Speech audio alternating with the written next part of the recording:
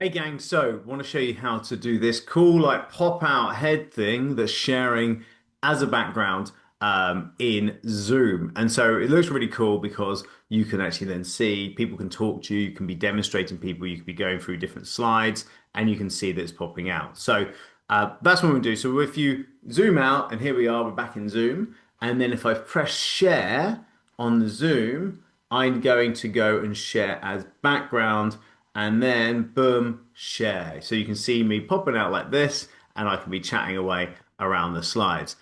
It is in this. This is the screenshot in here, gang. So when you go share, I've got two screens. So I select the screen that I want to share, and then on the right hand side, as normal, it would have this kind of content only. That's where everybody has their Zoom thing already. But actually, I want to share it as a background, which I press there. And here's the cool thing, I can actually adjust the size of my head. So if I unshare here, and obviously I can't show you this because though it's on the Zoom, it won't actually show you when I demo it. I can move my head to the different side. I can make myself bigger and then I can press share and you can see here I am. Oh my God, I'm really big.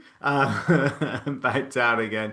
And then if I want to, I can then unshare and then I can share again and I can go make myself smaller and put myself over into the corner like this. And I can then go share again. And here I am on the side, right? So it's as simple as that. You just work it this way. You put the share screen in and you do as background, my pedigree chums, and then you're able to have a cool presentation style like this, which ultimately, if you think about it, if you're creating courses, if you're creating YouTube content, you just film it all in Zoom, have your pop out like this, go through some slides, Bob's your uncle, Fanny's your granny, we've got a fantastic look to your content. Hope that helps. Big love. Take care.